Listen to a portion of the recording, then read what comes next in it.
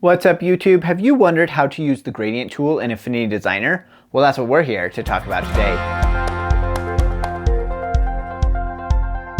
Welcome back, my name is Ben, I'm a media design educator. Today we're talking about the gradient tool in Affinity Designer. Now this is a tool that can be a little bit confusing, particularly if you haven't really worked with gradients before. It also used to be referred to in some instances as the fill tool, but in Affinity Designer version 2 it's the gradient tool. We're going to learn all about that today and how it works. Now this video is part of a larger course that I've made that's all about the gradient tool and the transparency tool and how you create lighting effects using those two tools. So this video will show you how the gradient tool is set up and how to use it on an object. But if you want to get the full course and learn how to use the gradient tool with the transparency tool in order to achieve lighting effects in your artwork, well then you're going to want to check down in the description below for the links to the course. Now you can take that course on Skillshare if you have a subscription there, or you can take it over on Gumroad and you'll just use the code YT5 to get it for $5. Okay, let's dive in and start learning how the gradient tool works. So I have a couple rectangles set up, and gradients can be applied to virtually any object in Affinity Designer, but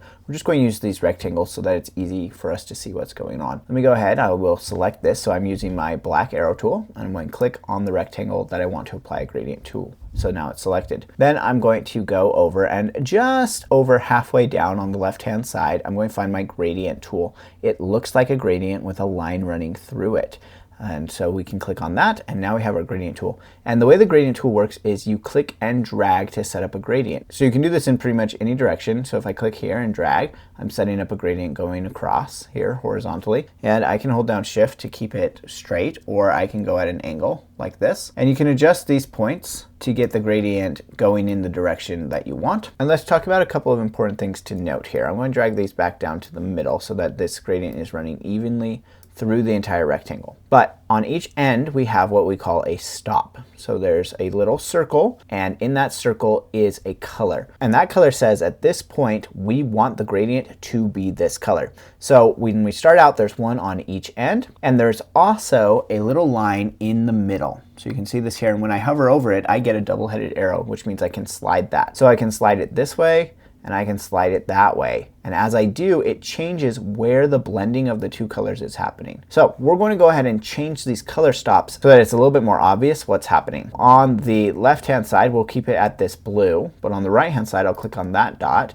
and you can see my fill color and my swatches on the right changes to that. We're going to change that to our yellow color. So now I have blue on one side and yellow on the other. Now if we look at this, I can drag the line in the middle and you can see how that adjustment changes. So now my blend point becomes much further to the left. I have a lot less area that's blue, and if I go to the right, I'll have a lot less area that's yellow. So we can get different effects by adjusting where that blend point is at. Okay, in this class we'll primarily be working with linear gradients, but I want you to know that there are other options as well. So if we go up to the very top in our contextual toolbar up here, we will see a thing that says type, and right now it's set to linear. We can change that. Solid means no gradient, it's just going to be a solid fill. But we also have elliptical gradients, which change that a little bit. Let me zoom out so you can see. See, there's another stop that goes up here. And then there's also a radial gradient, which you would use more in terms of like circular objects, but let me just show you. If I drag this out here, you can see we are radially going out so that the yellow is on both sides.